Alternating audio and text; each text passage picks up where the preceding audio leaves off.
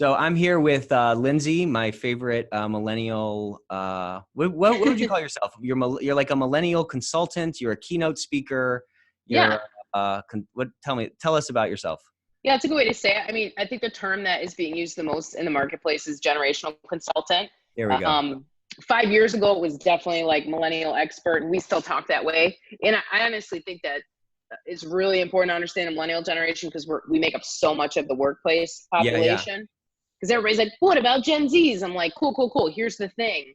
By 2030, 75% of your employees will be millennials. So let's like talk about the big chunk, you know, yeah. And right I now. think probably I know that there's like a ton of differences, but Hmm. if you think about it, like millennials versus baby boomer differences are probably a lot more stark than like Gen X versus Gen Z differences. And that Yeah. kind of, again, to your point, that coupled with the proportion of the workforce that is millennials is it's a big blind spot for a lot of folks. It is. Yeah. And, people will say like, move over millennials, Gen Z is coming up. And I mean, some of that is definitely true, but the research, I had somebody the other day on LinkedIn kind of troll me because I was talking about generations and I hold that data. It's important. And I hold it in context of the bigger picture where some people like live and die by generational research. I'm like, Right. this is one piece of a much bigger picture. Yeah. Socioeconomic status impacts that. If your company is global, that's really impacted because Right. generational research is just inside of the US, like the research that I look at. Yeah. So, it's one layer of understanding how your employees engage with each other and mostly their expectations around workplace culture. So I think it's just helpful to know like oops, I lost you there. It sits in the middle of a bunch of other really important elements to look at when it comes to your employees. The biggest rub for sure right now is boomers and millennials because they really grew up because of technology, particularly. They really grew up in different worlds, even though, the same United States. Yeah. And, again, just from like a size of the demographics perspective, the Hmm. accommodations, quote unquote, that baby boomers needed to make for Gen Xers is a Hmm. lot less than those Hmm. that they need to make for millennials for two reasons. One, the Gen Xers, just as a population size, is just materially smaller That's than right. than the millennial piece, and then just that technology piece is such another massive element, Hmm. right? Like, Yeah. it's just the technology, it's a thousand other things, but the 9/11 piece and the technology piece and the Yeah. economy crashing piece when the millennials were coming out of college and things like that, like those realities where, the generation before and even the one before that, a truth was you just buy a house and you're good to go. Those just always go up. Yeah. Our generation does, a lot of people don't believe that. So just those kind of foundational sort of differences and truths coupled with that Yep. massive size differential causes this, as you said, this rub to be kind of worse. That's exactly right. That's exactly right. How'd you get 100%. into this game? I was going to school for coaching and I wanted to help people grow. And my background was in psychology, so it made sense to go into coaching school, got certified. The thing I noticed when I got there, and this was like 7 years ago now, I'm like looking around, I'm like, I'm the youngest person here by at least a decade. What In am the, I going to in the do coaching thing? in the coaching school? Yeah, it Yeah, was yeah. like my good friends were VPs of banks or were on to their second or third career, and I'm like, I was 26 at the time. I'm this young buck trying to figure out what I'm going to do with my life. And so when I got done, I was like, who am I actually going to be able to help? That's realistic. I think I hear so many young people my age be like, I'm a social media expert. I'm a millennial expert. And I'm like, because you happen to be one or because you Right. happen to use Twitter, like you're not an expert. And so I just thought, what do I actually understand? I understand how to coach people. I understand career development. Now that I've been through this process myself, that's what I can actually deliver with authenticity to the marketplace. So I just began a program called Unleash My Career and was bringing millennials through it, hundreds and hundreds of them as individual clients, as groups online, as groups locally. I was just doing that work all the time. And that built the groundswell for companies to hear about what I do and have me come in. And so now I work inside of companies and I deliver similar coaching to what I did with individuals I can do inside of companies. And I also help shortcut that learning curve with CEOs or leaders who are saying, why are they so different? we bought a pool table, nobody's using it, none of this works. I help them understand the Yeah. deeper reasons. Well, they need a foosball table. That's the silver bullet. Yeah, you know what? Because you got a pool table and it should have been foosball or ping pong. How dare you? So that's like either I'm speaking to CEOs now and explaining this is the culture trend shift, or I'm coaching groups inside of companies. Keynoting ends up taking up a good amount of my time now too. And I had happened to be doing research about millennials, ironically, because I used to be in a band and we were researching the shifting music industry. Mm. And if you imagine like a decade ago, about 15 years ago, we could see it coming, right? Like we were still printing CDs, but we're like, nobody's buying these. They want to listen to it at that time, like on YouTube, or Spotify wasn't around yet, but we were building towards a Spotify platform. And so I was doing that generational research just to understand on a consumer side, how are we going to make money as a band? How are we going to be viable? How do you get your music out? And so that research has followed me along as I built my coaching business. So I believe that we're really a convergence of all our experiences. That's what I happen to be living in right now, which is really fun. I'm a convergence of a lot of eclectic pieces: musicianship, generational research, psychology. Those all come together. And I get to be a presenter and a performer still to this day, which is cool. Yeah, you got a real gift. Like those videos of yours I've seen, you're like at home in front of an audience, it seems. Yeah, that took a long time. I actually when I take like a Myers-Briggs, I usually come out introverted. So Interesting. I'm A a lot of pretty like performers quiet. are introverted though. Mm-hmm. Yeah, we kind of like, if I'm not on stage doing something like that, I'm at home, like I'm at home today with my dog, she's sitting Oh, here with me. Like I'm hello. just, oh, hello. I didn't know we had another guest on the Another podcast. special guest. She's right here on my lap. She likes to be a part of these. So, yeah, I'm usually in one of those two, like out there doing it, or I'm tucked away reading, doing stuff like that in the quiet. So Very that's my interesting. life now. Yeah. It's cool when you can sort of get, kind of paint that, well, wrong analogy, but sort of construct that mosaic from all those different sort of disparate Mm-hmm. experiences and sort of, pull them together to provide that perspective and that value to your clients. Yeah. I've been so excited for this episode because, I think you get it at such a deep level, Mm-hmm. and I think that this is just a freaking massive blind spot for like every company I see and come in contact with. Again, I'm going to sort of speak in stereotypes and generalities because that's just Sure. how I do it. But, Yep. Largely you got sort of, baby boomers kind of running these companies, and you have this new sort of groundswell of millennials coming through, and, Mm-hmm. Gen Xers, they get kind of lost in the mix, but that's kind of been the story of their whole lives, not to minimize them at all, but they are Yep. kind of this interesting bridge between those two groups. And That's right. I think you do a good job, not only of sort of kind of talking about the blind spots around the millennials, but also speaking into those folks in the middle as them being that glue and that bridge. And, Yep. the opportunity that I see, and that book you recommended last week, Remix, I just finished it. It was like Mm-hmm. freaking awesome. Mm-hmm. But there really is it's the first time maybe in our history, or at least sort of recorded recent history, whatever, where we have this really interesting opportunity of all these different folks. You have baby boomers like staying in the workplace longer. So you have like the opportunity for that like rich, deep experience that they have. You have these, Mm-hmm. a massive, swath of millennials coming in who look at the world differently. There may be, maybe more technologically, advanced or whatever. Mm-hmm. They're faster. They value things in a different way. And you still have those kind of in-betweeners who, again, can help build that bridge.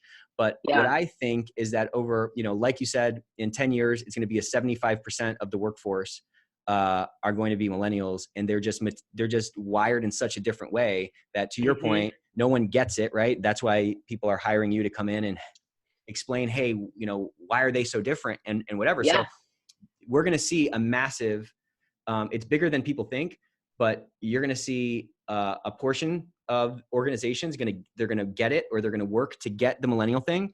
And a bunch are going to be playing catch up. And the ones that are playing catch up are going to it's going to show up ultimately in their bottom line, which is what the board cares about and what the CEO That's cares right. about, in spite of sort of their words. But So I think there's just a huge opportunity for companies to get involved with folks like you, to read, books like this, to get educated on it, and to understand that like there's a lot of opportunity in this diversity. It's not something weird just because you don't understand it. You can spend a little time diving into it and understanding those pieces. But if you could just talk a little bit about like what are the big blind spots you see? Like you're dealing with CEOs, you're dealing, and I want to talk about it from both angles. Like the people running the companies, you kind of playfully said, we have a pool table, but this isn't working. What kind of blind spots are you seeing sort of en masse up there? And then I also want to talk, next about some of your coaching to people that are trying to supercharge their career, right? These millennials coming into these structures that were really built for people 2 generations ago. That's a great way to say it. Coming into a structure that is built for people 2 generations ago, that's exactly it. And like, even if you were to talk about structure, like an org charts, if you think of like a military org chart, and I do this sometimes during my keynotes, I'll show an actual military org chart, very structured, 10 layers deep, right? We don't think like that at all. Correct. We as millennials, we look at modern day org charts, and there's center, which is usually the C-suite or the CEO, and then everybody else is rotating around that. But no one is higher or lower. It's just the center of focus is, the CEO is the visionary. So we are rotating around the vision of the CEO, but everyone is serving that vision. One person doesn't say it and hope it trickles down. So that concept of, you said the word structure totally sent me on that mentality. But if anybody can Google this, you don't need me to do this, but if you just Google like modern day org chart, military org chart, or org chart from the 1950s, you're going to see that. So that piece, I think there's a lot of things I could say about, missed blind spots with boomers as leaders and millennials as employees. I'll talk about the highest pain points that I see. Expectations around what work, quote unquote, should look like. Under that, you could put remote work, flexibility, those pieces that really, for a boomer, it makes sense because when they first started working, you show up on time, you work a certain amount of hours, regardless of your production, and you go home. Us millennials, we're thinking, tell me what I need to do. I don't know why you care where I do it because I can answer emails in line at Starbucks. Right. Tell me the actual. That's a big one, right? Just there's a whole, just that mentality of like, I can do work anywhere, but you have a value on me coming to this location to do this. And you can Google results only work environment, ROW is what they call it. It's a whole like product. It was research that turned into a product. But that, we're usually thinking a little more project oriented, which makes sense too. If you're coming out of college, we're the most educated generation in U.S. history. Millennials it's all projects, by the way. What is a class? Right. It's a project. I don't care if you do your talk. I don't care if you write your paper at 3 a.m. Just get it done. Get it in on time. And so that mentality around what work looks like, literally, like what productivity is, there's a lot of judgment around how that should look. And this year, 2020, I think it was SHRM that did this research, but 50% of employees are working remote. So that's not even a millennial thing, right? That's a tech thing that millennials happen to be born into, where we just think of work differently. I can work in my pajamas. I have slippers on right now and a dog on my lap. This work is just as valuable and focused to me as if I was in an office with a, I was going to say a suit and tie, but, with a real office setting with real shoes on. And so that's a big one I see all the time. The other one that causes the most rub here in Indianapolis, it's probably national too, is the expectation around personal growth. Most millennials that I've worked with, and I've worked with a lot of them, will say the top reason that they leave their company is because nobody's helping them grow professionally or personally. And if you have been grown up in our generation where it's like at a fast clip, you're learning, you're getting graded, you're learning, you're getting graded from the time you're 5 until you're 22.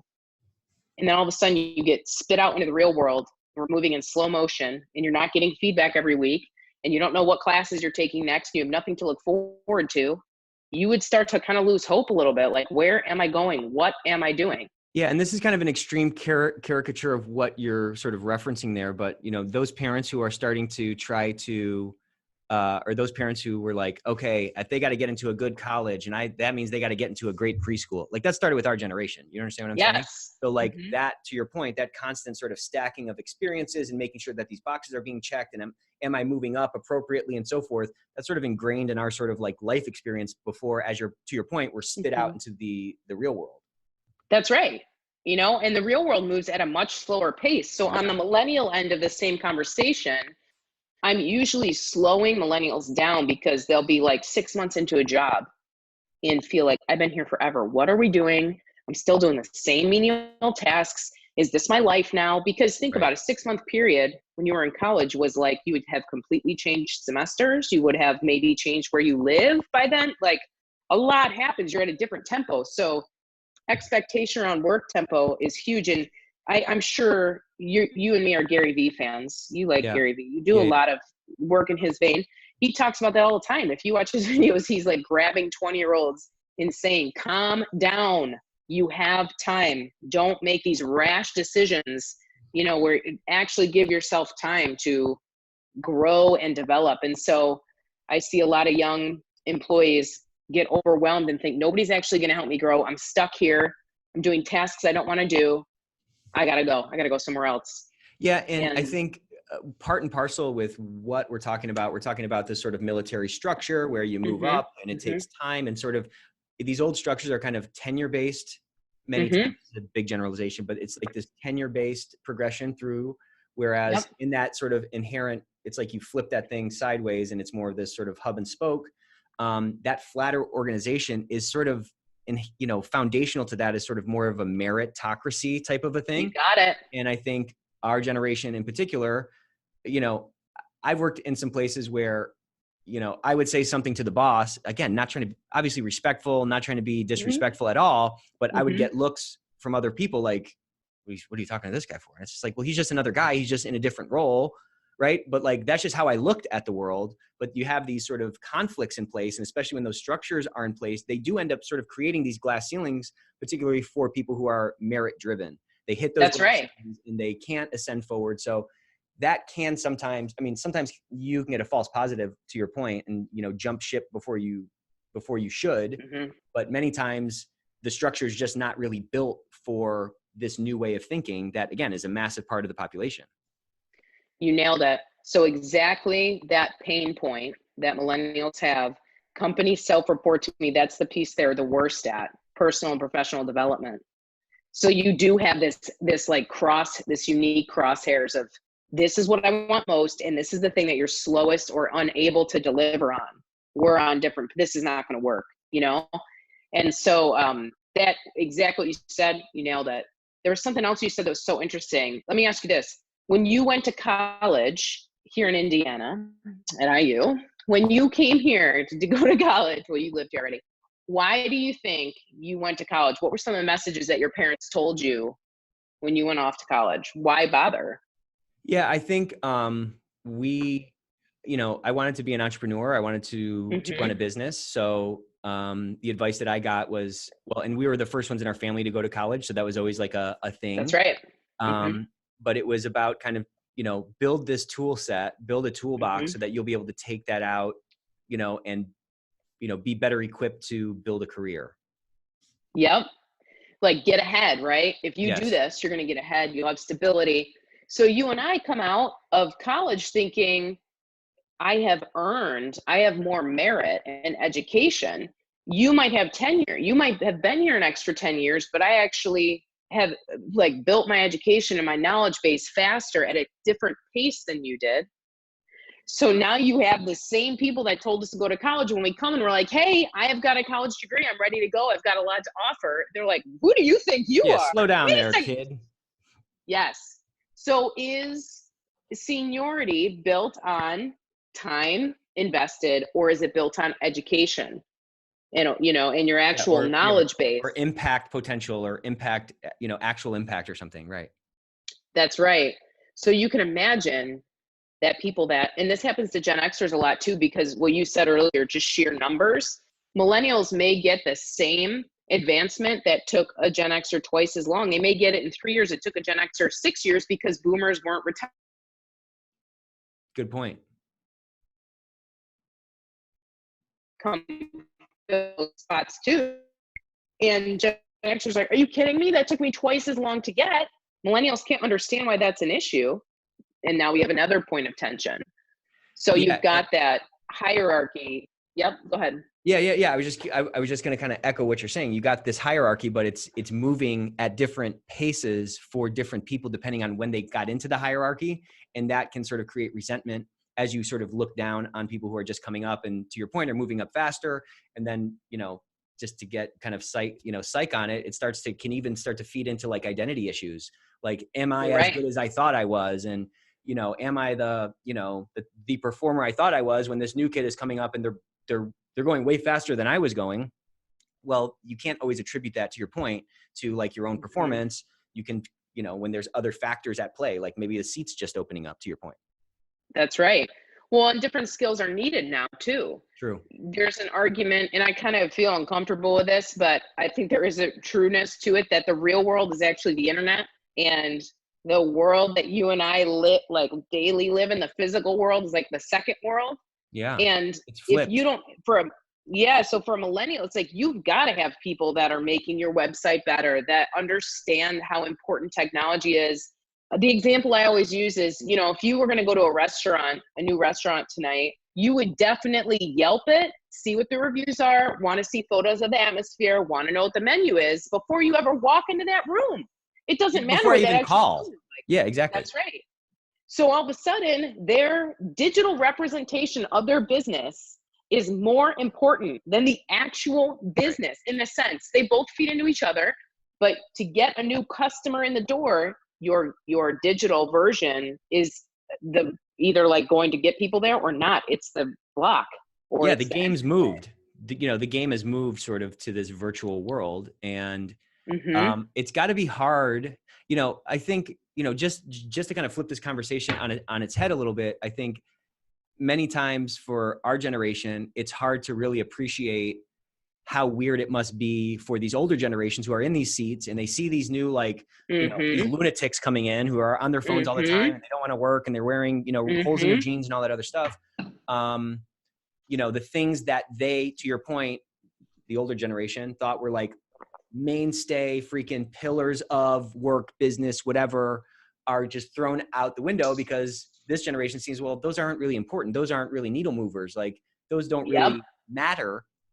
So, I mean, there is a lot of sort of empathy that I think our generation can have for these other folks who feel like maybe this is touchy-feely, or maybe, man, why are we always talking about this stuff? Or, That's right. Exactly. I think for millennials that can take the viewpoint of boomers, you are the future leaders. Good one. You can't just be thinking about the way you do it and everybody needs to bend around you. You have to go, oh my gosh. I always, whenever I'm on holiday, my parents live in New York, but I always talk to my dad about his childhood. This last time he was here when it was helping me move, we were talking about how he was almost drafted for Vietnam. Now, really, Nick, like, put yourself in that position with me. The government is like, dude, you're going into a war that nobody even wants to be in. You're ready? Because if we call you, you're going. Right. That level of authority. You and I mean, I'd be like, dude, millennials are going to crash the White House website. Like, there's no way you're going to get us to do that. Yeah, exactly. And back then, I mean, there was definitely people that were dissenting and leaving the country, but different proportion. Totally different, because their parents, 50% of their households, they were all in the military at that point. That's right. So this concept of authority, that like somebody really can take your life away or tell you what to do. You and I are like, no, you can't. Right. There's no way you can do that. Not the same. So again, when a boomer's in authority, they're like, you're going to do it because I told you to. And we're thinking that doesn't even, that literally pings off my forehead. If you look at the other piece of this with authority, even inside of school systems and parent styles, ask a boomer how they were disciplined in school. They'll usually tell you they were physically hit. Right. Paddled. And then they get hit at home because they got hit at school. Right. They got the double. Can you imagine if on the news tonight there was like, teacher hits student because they disobeyed? We'd be up in arms. Right. So our idea of authority, millennials report their top two heroes or their teachers and their parents. Heroes, not authority figures that they're afraid of. These are like mentor figures that they look up to, that they want to partner with, that they want to draw close to. If you ask a boomer about their parents or their teachers, they're like, oh, the people that hit me when I was naughty, yeah, I'm not close to them. That's not how it works. That's super So interesting, even actually. so the concept of authority inside of relationships matches what we were just talking about org charts. Yeah. Yeah, that's a good one. You got a book in you, I think. I I've got been books getting in a there lot on here that they have books in them. You got one. Thanks, man. Yeah. There's a lot to talk about. I think I'm trying to find the pieces that actually pull invisible levers inside of companies. So that's been I'm like, what actually matters that creates aha moments that actually helps people move forward? Because I'm such a geek about it. I'm like, here's a bunch of useless information that you can't think about do anything this. with. Yeah. And people are like, okay, thanks for that. So I do think that the piece around authority, it's very disrespectful to boomers that we're like, I want to know why I'm doing this. I want to see how it's in the big picture. How is this helping me grow? How is this work? And that's totally native conversation for you and me to be having. You know, that's normal for us to talk like that to each other, or I have a couple contractors, you have employees, you know, the people that work for me, we are always talking about how a project actually helps them grow and makes them more viable in the marketplace. That's a constant monthly conversation. Yeah. Like the why behind the what. Like, what are we doing? Well, why Yep. are we doing this? And I how mean, does it to help me, it's you just grow? part of the conversation, right? Like Yep. that's just kind of, yeah, that's a really interesting thing. I wonder if the older generations get sick of me talking about that. Like they're like, we're just trying to do our job, when I'm trying to tie it back to that why. I just can't imagine, but maybe that's me not being able to sort of step out of my own frame, you know? Well, human beings, you know, it makes sense that that would still resonate with them. It's definitely just more human to want to know why. Yeah. But boomers have been trained to just respond to authority with obedience. Yeah. Without I guess, question. yeah, that saying, that's above my pay grade. That, like, to your point, has always bounced off my forehead. Like that makes no sense to me. How is that Well, you above call anyone's yourself pay a grade? chief servant, right? Don't you Yeah. call yourself chief servant in your company? Yeah. Yeah, I do the same. I'm like, if my employees aren't happy, if my contractors aren't happy, I'm screwed. My job is to Right. make sure that they're enjoying what they're doing, that they're seeing how they're growing, and yes, that they're benefiting the bottom line of the company so I can pay them. But it's not, you work for me, do what you're told. Correct. I couldn't keep them. For 6 months, I probably couldn't keep them. So I worked for a guy who, he was stressed out and he was freaked out, and he screamed, "I'm the CEO of this company." And I was just like, if I'm ever in that position, I never want to have to say it. Like, you should never have to say that. Do you understand what I'm saying? oh yeah. And it's such, to me, it's an upside down way to even speak, Mm-hmm. you know? Mm-hmm. That's exactly, you and I, if that came out of our mouths, we'd be like, oh, Oh what if yeah. I'd be I'm like, and I resign. Yeah. And also on that note, I am leaving my own. Yeah. I'm done. Yeah. I can't even recognize myself anymore. Well, I wonder too, is that like an ethical issue for you? Like being the type of leader that, like being these two types of leadership to you, is that like almost a moral issue or an ethical issue for you? I mean, yeah. I mean, if you want to get down to it, I think it is. I think it's Yeah. bizarre. I think it's bizarre. You know, when me and my brother took over this company, you know, we've said this from day one. We said it to each other, and we say it to everyone that joins our company. Like, we didn't go all in and move down to Charlotte to get, carried up a mountain on a palanquin. You know what I'm saying? That they carry. Yeah. That was not our goal. Like, we want to go up a mountain. We want to climb this mountain of purpose with a bunch of people, and that doesn't mean that we're carrying everybody. But that also doesn't mean that, like, we're on everyone's shoulders getting, like, worshipped and stuff like that. Like, we're in it together, and our job is to, the big thing in our company is trying to make the world a better workplace. Like, that's the big thing. Yes. It's not feeding my ego and me walking around and making people call me Mr. Gallo and weird stuff like that, and separating from the people. Like, all that stuff, to me, it's very bizarre. And I mean, to your question, it feels like an ethical issue because it kind of makes, how does that make anybody feel good and feel empowered? It makes them feel like crap, I think. Like, I think oh, you and I, you're better yeah. than me. This guy's better than me. And I need to, divert my eyes when he walks by and call him Mr. Gallo. It's just a very bizarre thing. And it's rooted in a big ego thing. To me, this is just my Mm-hmm. perspective. It's rooted in a weird ego thing. And Mm-hmm. in those old structures, right, in that old, Mm-hmm. pyramid style structure, this is something I talk about a lot. Like, we're all wired to serve up. So if the thing at the top of that structure is some guy, with a Rolex watch, well, ostensibly everyone's going to be wired to be serving up to that guy. And that Mm-hmm. to me is totally backward. And, I can get into a lot of different things there, but like, what's my role? Is Mm-hmm. my role to be the greatest, or is my role to be the least? Is Giovanni, Mm-hmm. Giovanni's my brother. Are we here to help people and empower them and make them, help give them opportunities to unleash their God-given gifts? That's kind of exciting. Yeah.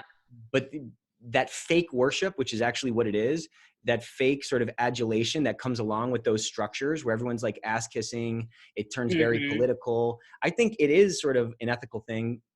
If you boil it down, I'm kind of thinking out loud here, but like, if you Yeah. boil it down, it is unethical because it's rooted in like inauthenticity. It's rooted in like fakery. It's rooted in sort of this political organization that's not based on sort of merit or performance. It's based on whose ass you can kiss, stuff like that. That ends up creating a lot of it creates a lot of leakage, like purpose leakage from an Yep. organization, and it creates environments that I think people don't thrive in. It's like a soil that's too acidic. Like, the crop isn't going to grow right. You know what I mean? Yep. Yeah. I think of those environments, I just say that they're inhumane. Yeah, it is They inhumane. they don't align with the way that a human actually works. Correct. I love like the zoo. I love animals. There's certain exhibits that I go to where I'm like, okay, I'll just give an example. The penguin exhibit. Okay. Right. The penguin exhibit, I'm like, wait, this room is actually like 10 feet deep and you painted a fake iceberg and the water's dirty and I can see the lights in the ceiling. They're not seeing the sun. And I have that. Do you ever have that eerie moment at the zoo where you're like, this is not really how penguins live? And I wonder if they know it, Yeah. Do they know the lie that they're living? They are living a lie. But I do like, in a similar way, I think of a company as, if you were to think of like a science experiment, it's like we sanitized this area, we cleaned it all up, it's all white. Then we brought things back in that are supposed to look like a village and the way that humans operate. And Right. a lot of times it's like uncanny. You're like, that's not quite right. But we're all going to pretend it is, but you're actually grinding against the way that humans are wired. Yeah, I love that. I love that analogy. And I think the painting of the penguin exhibit is kind of like those fake values that companies put on their That's right. walls when they have these sort of inhumane structures, to use your term here. Yep. We love people. I mean, who doesn't say that they have values? Like, every website has a values page. Like, it turns Yep. into a joke, though, in my mind, when they're not actually like creating again, I love that term, a humane sort of environment for folks to flourish. I mean, that's what the game is. What are we doing this for then? We're just doing it for dollars. It's weird. Ugh. Yeah. Like, are you just grinding people out to like get the most out of them, to squeeze them dry? Like, to me, that's a major moral, ethical issue. Yeah, well, I mean, let's carry it back, right? Like, this is an extension of that military thing, but it's also an Mm-hmm. extension of like the Industrial Revolution. And I was talking to Mm-hmm. Marissa Orr, who wrote Lean Out, which is a phenomenal book. If you haven't read it, go check it out. But she was talking about how these structures are really sort of vestigial structures from that Industrial Revolution. So like, let's rewind back to that Industrial Revolution.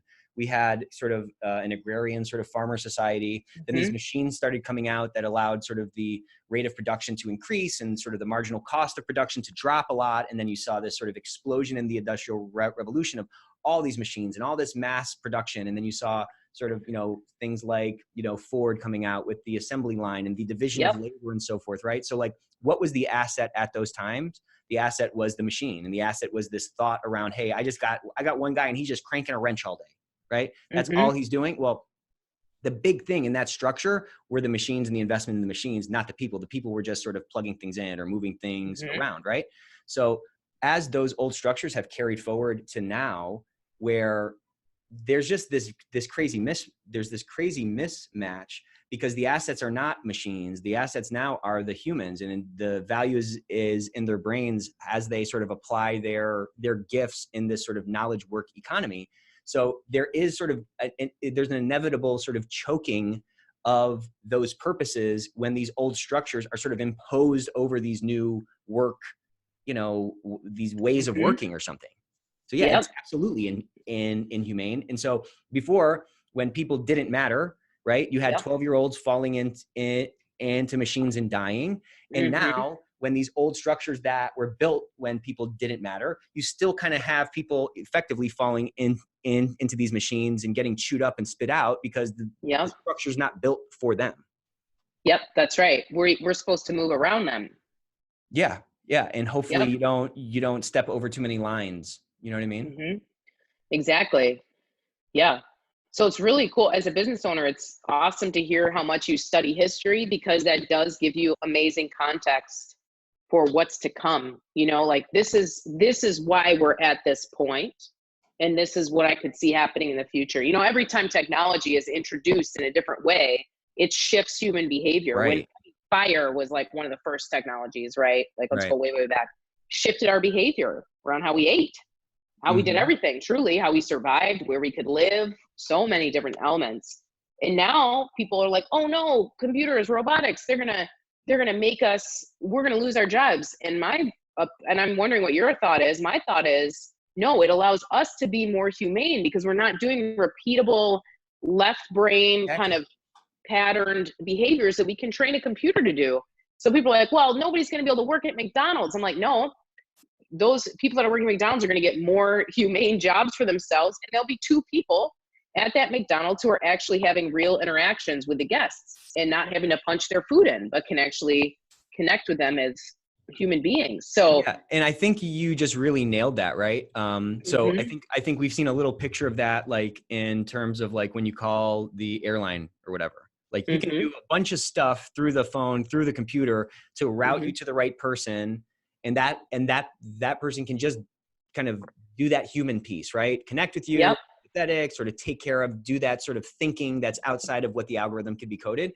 mhm, Whereas before, right, even when we were growing up, before this stuff was what was in place, the first freaking 10 minutes of the conversation, you're reading back numbers back and forth so they can find, right? So like the portion of that person's job, again, to your point, attributed to that more mhm, sort of machine style work versus yep, the other work, that machine style work actually crowded out the human. being human. And what I think this technology advancement is going to continue to do is going to allow us to really kind of lean into that human piece. And I think the companies that get it right are going to we're just going to see a massive separation over this next decade. I mean, people need to wrap their heads around, people running companies, they need to wrap their heads around this 75% number. That's a freaking massive number. Yeah. And each year, it's going to be a bigger and bigger impact. Each Mhm, year, the dissonance between, you know, hey, we're rolling out a training. Why is it not hitting? Why isn't it resonating with anybody? Why is my turnover so high? Oh, yep, the millennials are so bizarre. They all want they want a participation trophy, and they need to know why. We weren't asking for participation trophies. Our parents were giving those to us. So like, that's right. it is what it is. So like, embrace it and take advantage of it is what I say. Yep. Yeah. So this was so interesting. Whenever I have a conversation with somebody who's done their research around generations, it's like, we're not really talking about generations. That's a symptom of just the world is changing, and Correct. generations is one way to start kind of organizing your information. But what we've really talked about today is history, predictions of the future, technology, and then workplace culture, how workplace culture shifts as technology shifts, as generations grow up. It's really about the future of work and how to be more humane and empathetic. That is the future of work. And I know that you get that because your LinkedIn posts are always pointing people, either you're doing a direct post, which is awesome when you're just talking to the camera, or you're basically doing like a creative art move where you're taking a clip of something that's not directly about work and helping people make that analogy shift. You are already doing all of this as a thought leader in your own way, which I think is awesome. But that's really what this is about. It's really about the future of work. Yeah, I think that's right. I appreciate those kind words. I think there's just such a massive opportunity for folks who want to tune into this and get it right. Hmm. Because again, Hmm. getting back to what we were saying, there is sort of this huge diversity of thought and diversity of Hmm. experiences and diversity of sort of generations that when those structures and those walls are kind of broken down, and again, I'm going to tie this back to culture, but like when those walls are broken down and people can feel safe to be themselves, their authentic selves, and bring, let that light shine out, you can really get a lot of really cool cross pollination and a lot of like really cool authentic synergy. But again, it's all of this stuff we're talking about, all these different sort of Hmm. complementary dishes are all served Yep, on a plate of culture. And if that that's culture right. is not real, if it's a paper plate instead of a ceramic plate, then it's going to all seep through and it's not going to be able to actually hold that stuff.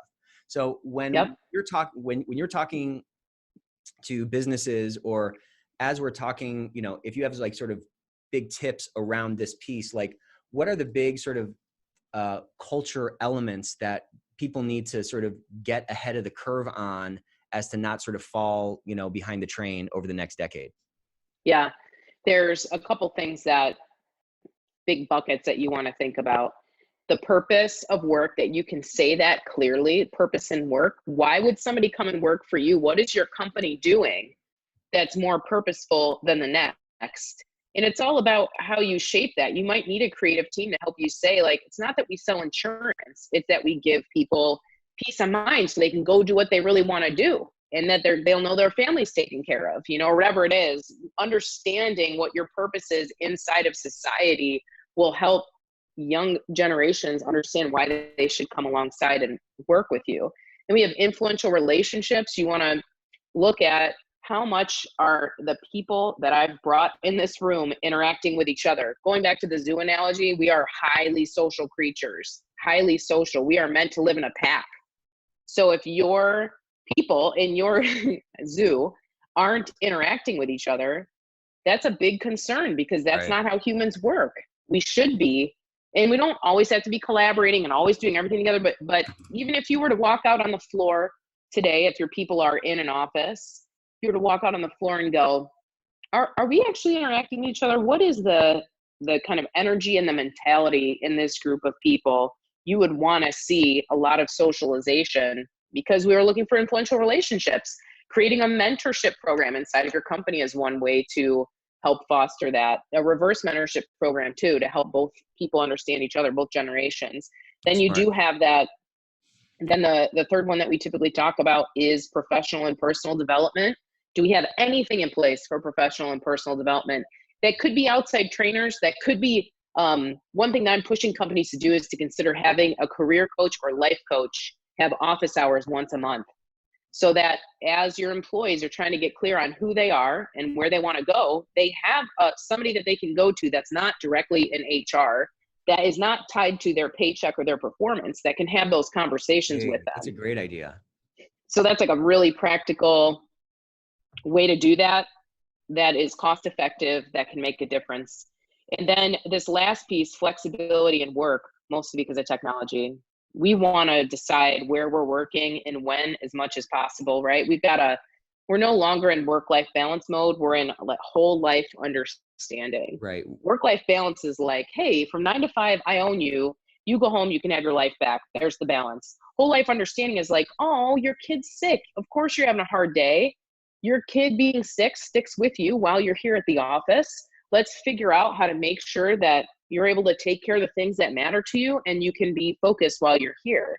Totally different. Whole life understanding is wildly different than work life balance. Yeah. And when we talk about work-life balance here, it just never makes any sense to us. It never makes sense that, you have, okay, I'm getting out of my car, so I need to put on my work face and I need to leave this stuff. It's like, it doesn't happen. You know what I'm saying? Like if you get in a fight with Mm-hmm. your spouse, Mm-hmm. you don't leave that in the car. I don't. I mean, you know what I'm saying? Like if your You mom is can't. sick, we say, all right, well, I'll think about this at 5:30 when I leave. Like it's this bizarre Mm-mm. vestigial approach that tries to impose these walls, but they're fake walls because they don't even work. So like, let's just own the fact Mm-hmm. that it doesn't work and let's make room and focus on outcome, not FaceTime.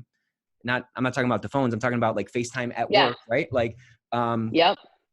and bringing that back, like you really said so many interesting things, but you know, you were talking about our generation is sort of the most educated. And if that's true, there's always been that sort of grade at the end of the quarter, right? The grade at the end of the Mm-hmm. semester or whatever. Mm-hmm. And that's sort of your barometer of whether you're like doing well or you're not. So like inherent to that, like foundational to that is like an outcome focus. So obviously Yep. then it shouldn't matter where I'm doing the work as long as the outcome is achieved, which is getting the work done, right? Like all Yeah. of those things, like these impositions of this weird structure and these rank and file and sort of above my pay grade things, they end up just creating a lot of, I think it just creates chaos. It seems Mm-hmm. like it's more organized, but it's actually more chaotic, particularly in this sort of more interconnected world where you have so much fluidity in where you can get things done, for example. You know what I mean? Oh, 100%. It goes back to that, to me, the concept of being humane versus inhumane. You know, I'm a dog person, but if I bought a cat tree and was like, I've got to get my dogs to use the cat tree, I'm going to help them fit. It's like, they're not going to climb the cat tree. Let it go. They're not cats. I think we do that with humans. We're like, now you're all going to get along. And we're like, they're not going to get along without input, without help. Like, that's not, just like you were saying, there's structures that we're jamming human beings into that are like, that's not how humans work. They're not going to be good at that. That's not going to happen. Right. And we're so used to that, that structure has been apart because of the industrial revolution, like you talked about.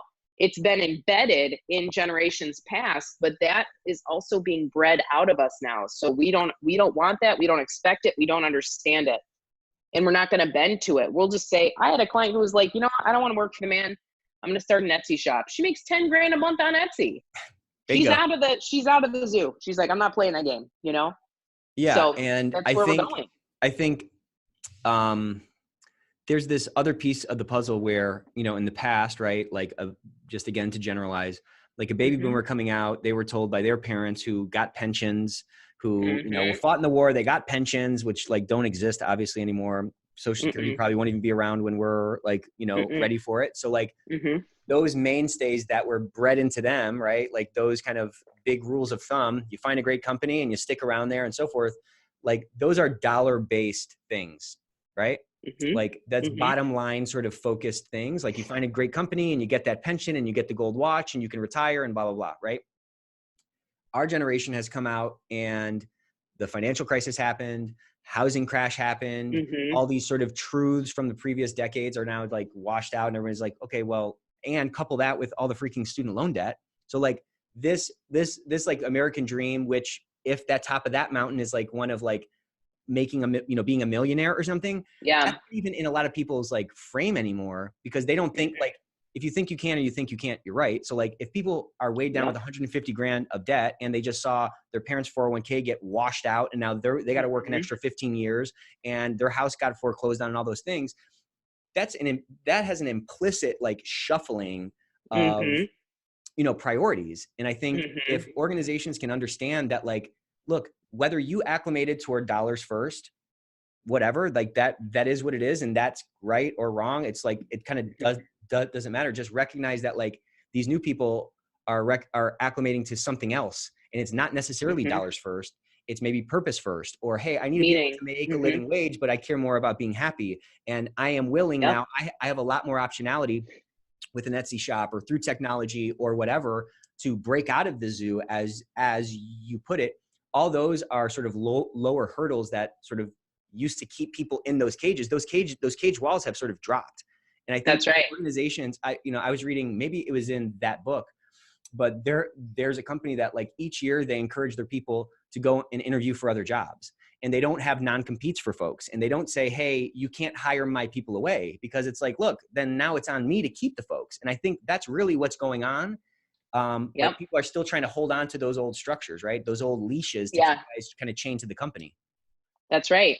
That's exactly right. Your culture has to be so good that somebody is choosing to give their one precious life more than half of their waking hours. They're going to choose to give it to you instead of creating their own thing or finding a different solution. Your culture has to be a better choice for them. Like, hey, your village is way cooler than anything I could build. I want to be a part of your village. Not because I have to, but because I want to. Because I could also just go out and live in the woods and make my own fires and things. I could actually take care of myself too, but I'm going to choose because you have something that I can't make on my own. You have something I want to be a part of. If you can't sell that, you're not going to keep employees. That's a huge, huge point. That's such a great point you just made. So what do we do with the people that are at the tops of these organizations? Like, do we have hope that these light bulbs are going to come on? Or do you think it's going to be a slow dimmer switch that comes on and then it's a panic? And now we got to play catch up. And then we have all of this sort of fake purpose and fake values and fake culture that are trying to sort of appease this massive swath of the population that no one can understand. And it's really not going to get fixed until this population ascends to the top. What do you think? I think you've seen all of that. I think you literally just summarized what actually is happening.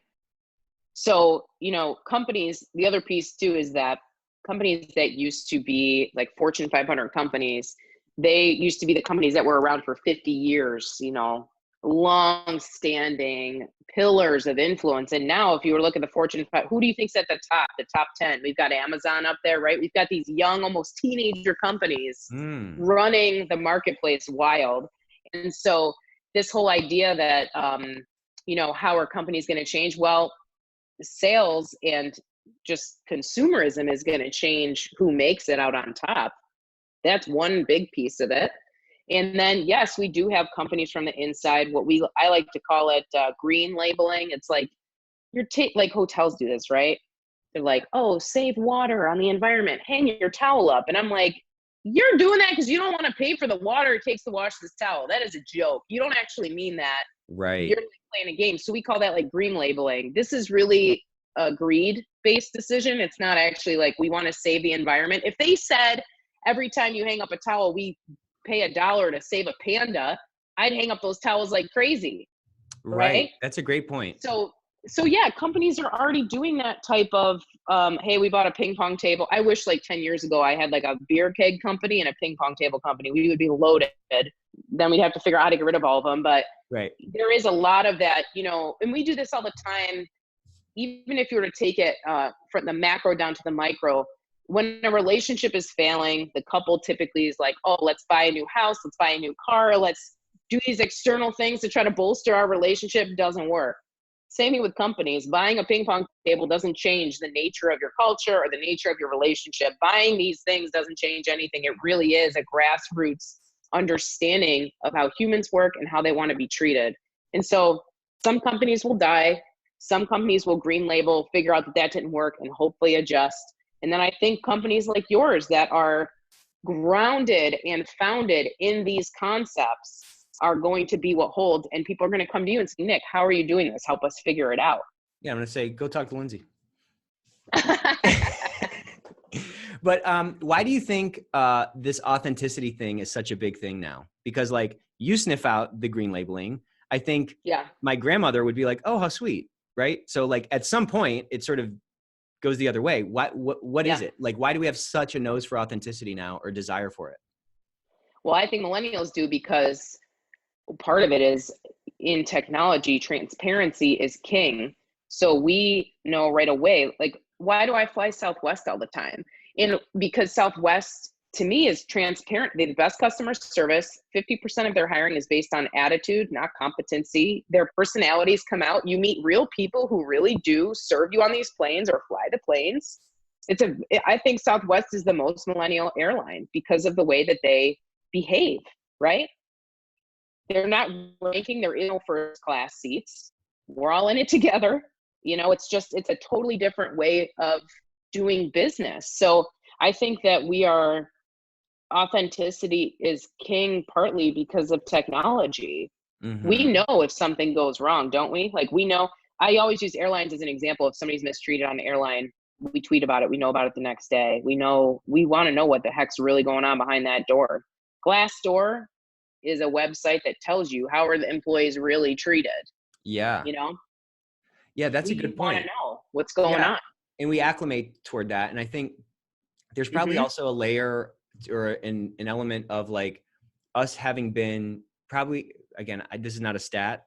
It's probably true, or I think it's probably true. It's just maybe not accurate, but like we got to be the most advertised to consumers ever to walk the earth.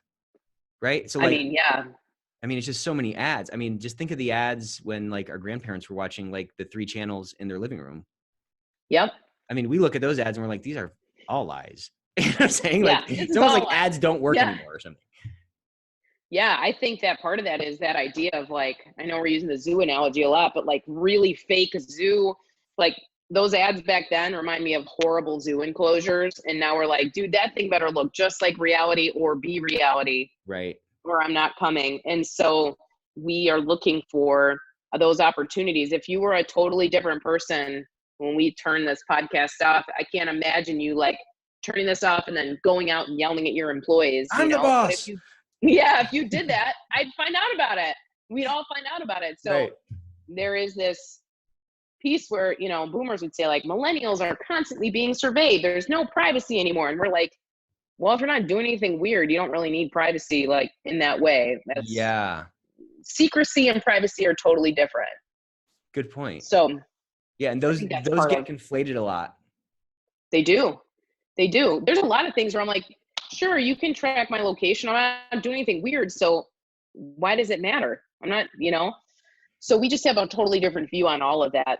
Privacy, authenticity, those pieces have a different meaning to us than they do our parents. So I got one more question. I want to be conscious of the time. Do you have like a couple more minutes? Yeah. Okay. So what about in an organization where, let's say it's a big organization and you got sort of people at the bottom who everything we're talking about resonates. Mm-hmm. You got people in the middle who want to drive some change, but you have people at the top that think this is all just kind of BS. How does that person Mm-hmm. in the middle, how does that guy or girl in the middle help to really turn the ship?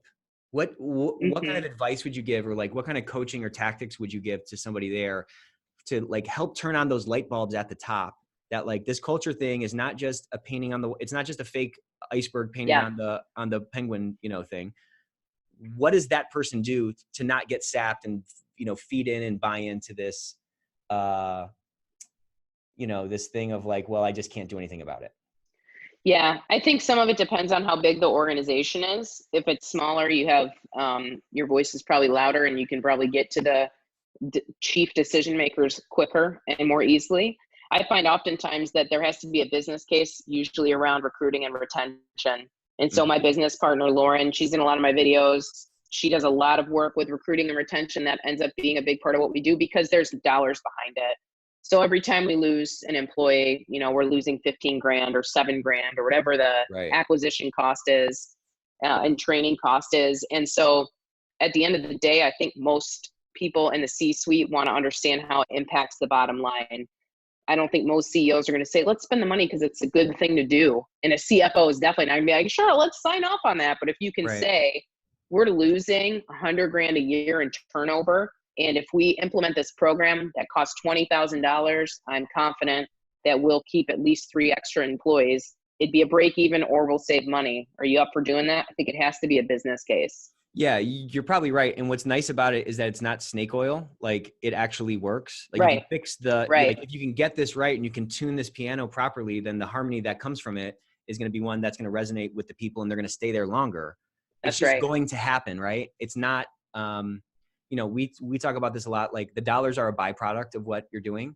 They're never the Mm-hmm. I guess when they're the goal, then these other things that are actually the important pieces end up falling away. Like look at the, Mm-hmm. again, that awful example of a child falling into a machine. Like Mm-hmm. the big thing there was obviously the dollars, but if you can Mm-hmm. actually do things right, you can build better efficiencies and you can be more profitable. And to your point, if you can get that culture thing right, you can actually, you'll keep people longer, and the byproduct will be that higher retention rate and the lower sort of turnover cost and all that kind of stuff. That's right. That's right. Well, I had this kind of an expectation for the conversation, and it was just like double. It was way better, Yeah. and I loved it. So, how can people find you, Awesome. both like online and if they want to get in touch with you to kind of get smart on this stuff? Yeah. Well, you can definitely find me on LinkedIn. That's where we're creating a lot of conversation around these topics. LinkedIn's a great place to go. You can also just go to my website, which is my name, lindsayboccardo.com. Well, thank you so much for your time and your insights. I learned a lot. This was really a lot of fun, and yeah, thanks for joining us on the Ethics Experts. You're welcome, Nick. We'll talk soon.